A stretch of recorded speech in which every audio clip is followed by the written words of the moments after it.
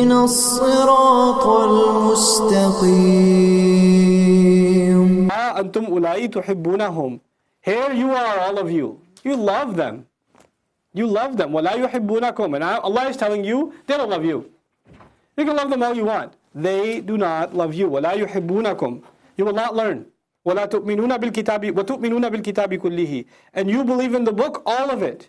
You're the ones that should be loved because you have the belief in all of the book. And they don't even deserve that kind of love that you've given them. But here you are loving them, knowing, and I'm letting you know that they don't love you, while you believe in the book, all of it. And actually, that's part of the reason they don't love you, is because you believe in the book, all of it. It exposes what they don't believe. وَإِذَا لَقُوكُمْ قَالُوا آمَنَّا. And when they come and meet you, they say, we have faith too. We're not just like you guys. Oh, we have so much in common. And when they see the masjid being built, and when they see the Muslim community spreading, and they see more hijabs at Walmart, and when they see that, you know, when they see you when they're visiting, or they say, oh yeah, just a faith community, just like you. When they're by themselves, what does Allah say? وَإِذَا خَلَوْا. When they're in solitude, عَضُّوا عَلَيْكُمُ الْأَنَامِلَ مِنَ الْغَيْظِ. عَضَّ يَعُضُّ, to bite something like this, really hard. Over grief of you, over the sight of you, over the progress of you, they're biting, they're chewing on their fingers for anger, their fingertips. Like, Muslims! That's what's going on in their head. They can't stand you. But they will see you and say, oh, faith community. عَدُّوا عَلَيْكُمُ الْأَنَامِلَ مِنَ الْغَيْظِ. One of the nicest preachers in Dallas, actually sometimes I listen to his stuff on the radio. I don't recommend it, but I'm saying, I have a habit. I listen to these preachers talk because, you know, I want to know what's going on in the church too. And he just comes out on the radio and says, yeah, Islam is an evil religion. Just wanted to let you know.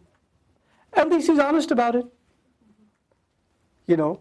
And then Allah says, وَمَا تُخْفِي صُدُورُهُمْ أَكْبَرُ. What they have inside is bigger. It's a really nice guy. He talks about mercy, kindness, this, that, and then Islam is evil.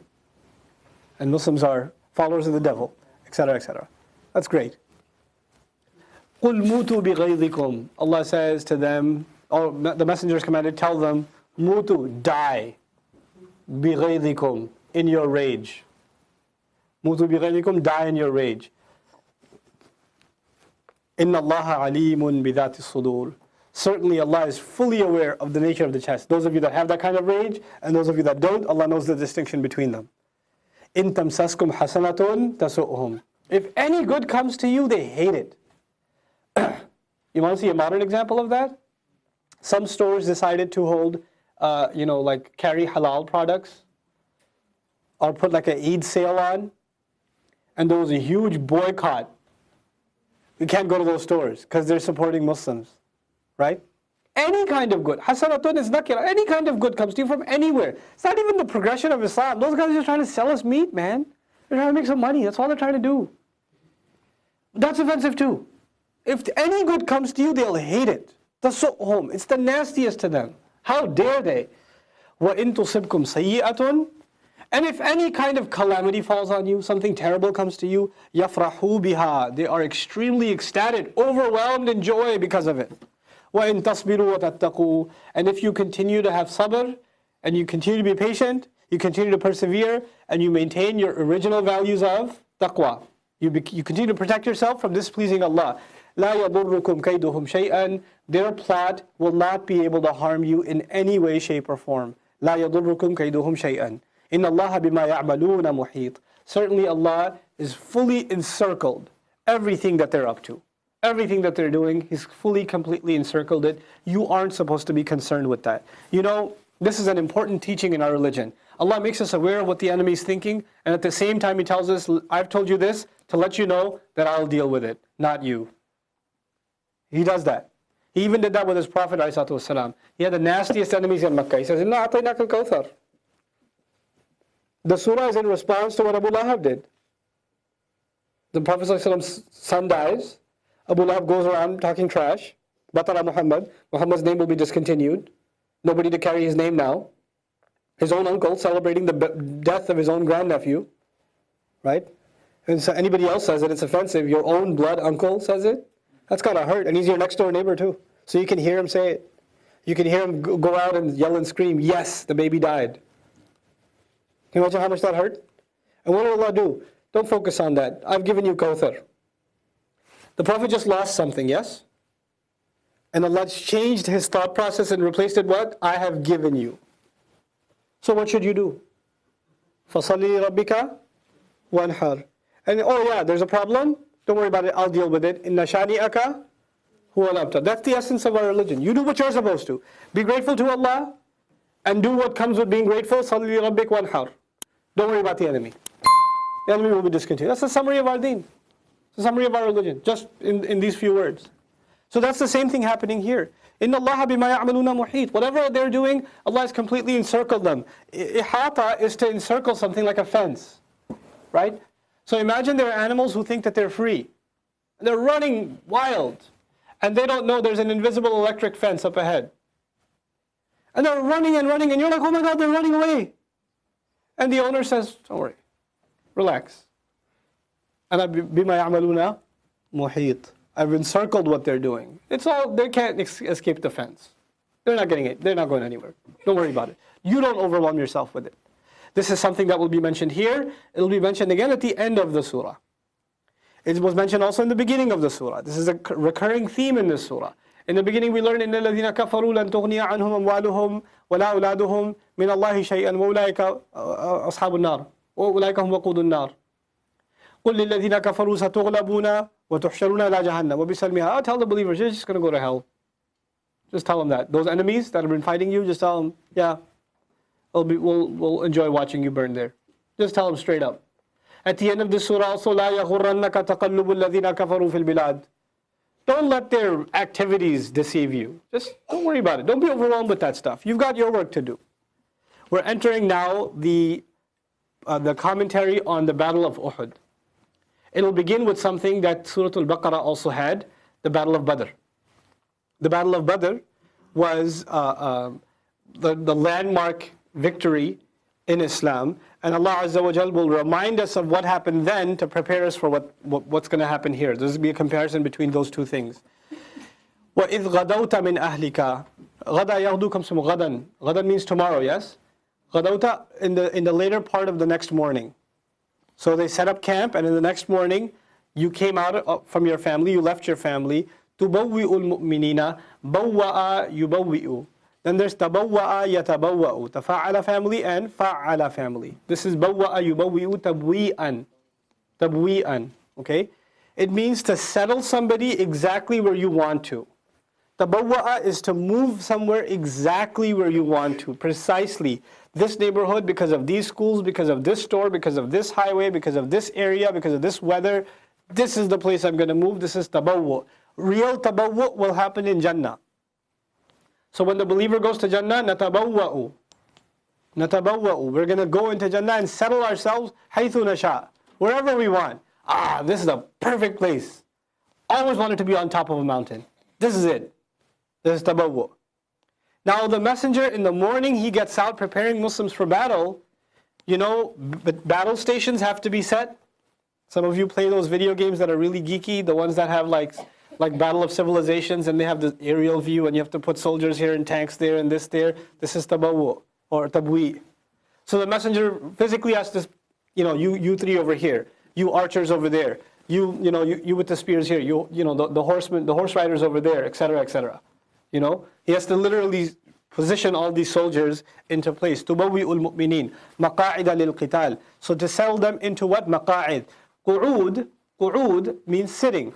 مَقْعَد. الظَّرْفُ مِنْهُ مَقْعَد. جَمْعُهُ مَقَاعِد. The place to sit. The place, masjid, masajid, right? مَقْعَد, مَقَاعِد. The places to sit. لِلْقِتَال for fighting. So the places where you're supposed to remain seated. You stay there, you perch yourself, and you don't move from there because you're getting ready for battle. Wallahu sami'un alim, and Allah is all hearing, all knowing. You know why that's mentioned? Because when soldiers are getting ready for battle, they're talking a lot. Oh my God, what's going to happen? It's really happening. It's going down. You nervous? Nah. Oh, maybe a little bit. There's conversations happening. A lot of chit-chat is happening. And also, Wallahu sami'un alim. إِذْ هَمَّ الطَّائِفَتَانِ مِنْكُمْ أَن تَفْشَلَا. Let me tell you something about hamma in Old Arabic. Hamma means to think about something for a long time. You really want something, but you've been thinking about it for a while. You didn't get to do it, but you've been thinking about it for some time. إِذْ هَمَّتْ طَائِفَتَانِ مِنْكُمْ أَن تَفْشَلَا. When two groups among you were thinking about running. Now we go, so this is, the first scene was you're preparing them for battle. Now we're in the middle of battle, but even before then there were two groups that were kind of reluctant about the battle. Those were Banu Haritha and Banu Salama. Banu Salama and Banu Haritha were reluctant to go into battle. Actually what happened also was, when the battle started, for a little while they kind of ran off. They got scared and they ran. And then they kind of get, no, we're not going to run. Then they turned back and fought again. Okay? But Allah mentions that back and forth that they had. So He says, there were two groups among you, again, Banu Haritha and Banu Salama, were thinking about running off. And then let's talk about tafshala. Tafshala means to be, fashila means to be disheartened. Okay, fashala actually, to be disheartened. Also means to lose motivation. In modern Arabic, it's used for failure. That's modern Arabic. In old Arabic, it was used to lose heart, to get loosened up, to not be motivated to do something anymore. You know, like you know how you say the wind has been taken out of my sails, right? Like that's the feeling of al-fashl, to lose motivation. So there were two groups that were kind of losing heart. They were losing the zeal to fight. Wallahu waliyuhuma, while Allah is their protective friend. You know, these both groups, this is kind of a condemnation, right? But since there's also a reconciliation, because Allah says, Wallahu waliyuhuma, they used to pride themselves that they were mentioned in the Quran. Both of these groups, this is like, Allah mentions, Wallahu waliyuna. Conveniently not mentioning, they were thinking about but nonetheless, they recovered, so Allah mentioned them at first as in a negative sense, but then immediately the positive, because they did make a comeback. وَعَلَى اللَّهِ فَلْيَتَوَكَّلِ الْمُؤْمِنُونَ. And upon Allah alone, believers are supposed to place their trust. They only exclusively should be relying on Allah. Now, let's talk a little bit about the scene of Uhud and understand some basic things. Just a skeletal overview, because it'll help us understand these ayat better. So I told you 3,000 have been prepared, men and women. Women and children have also been brought for further motivation. What was motivating the Arabs before was actually another psychological difference between Badr and Uhud is in Badr, the Arabs didn't really have a real reason to fight. The mushrikun. They didn't really have a real reason. I know a skirmish broke out outside of Makkah, and that was kind of the straw that broke the camel's back, and they got into it. But this time they've been humiliated. And revenge is a huge motivator for any nation. So the enthusiasm, the zeal, the energy that the mushrikun have this year is very different from last year. Last year they actually said, we're going to crush them like bugs. We're going to take care of them. And Allah actually made reference to that in the beginning of this surah. يَرَوْنَهُمْ مِثْلَيْهِمْ رَأْيَ الْعَيْنِ. They were looking at them as though they're twice their size. Meaning, the Muslims were looking at the kuffar as twice. Or the other way, that eventually Allah put fear into their hearts. But early on, they said, this is nothing, we'll just take care of these guys. We'll end this problem overnight. It won't take long. This time, they didn't underestimate the Muslims. They came out with 3,000. And they came out heavily armed, and with their women and children. And this time, one of their great leaders, Abu Jahl, has been killed in the last battle already. Abu Jahl is gone. Their great military leader is gone. So now this battalion is under the leadership of Abu Sufyan. This time around it's Abu Sufyan, who's a strategist. And this time another individual who's heavily involved is Khalid ibn Walid. He's heavily involved also. The Rasul Maqa'id al-Qital is mentioned because the stations of battle are mentioned because it plays a very big role in the events that happened in Uhud. One of the stations of battle was on top of the mountain of Uhud. And the archers were set there. About 50, some narrations say, archers were settled there. And they were told, even if you see birds eating from our corpses, you don't come down. What that means in plain English is, under no circumstances are you to leave your positions. Unfortunately, what happened was the opposite. Not birds eating from the Muslim corpses. Muslims were annihilating the enemy. Even the 3,000 were getting annihilated. And so, these archers up there had a difference of opinion. The Prophet told us, don't come down unless birds are eating off of our corpses. Well, it's the enemy's corpses, so we've won, we can go down. Others said, no, what that means is until he gives instruction, we shouldn't come down. Some could argue this is a legitimate difference of opinion. So a good number of them came down.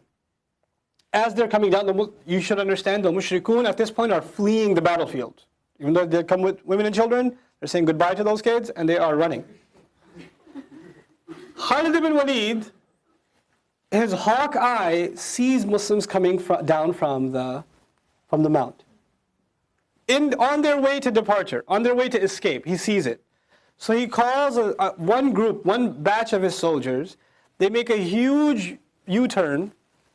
They come back from behind, climb the mountain, and now they're attacking the Muslims from behind their own ranks because the archers have left their posts, the post that they were supposed to guard. And chaos breaks loose. And as a result of this chaos, there's basically, you can imagine a sandstorm and wind flying everywhere, and dust flying everywhere. You can't see anything. And the Prophet ﷺ was hit on his jawbone. And one of his teeth fell out. And he was hit so hard that he passed out unconscious. And when he woke up from that unconsciousness, and he was passed out for a while, and since people saw him bloodied on the floor, the rumor spread that he's been killed. When the rumor spread that he's been killed, a lot of the Muslims were like, what's the point of fighting now?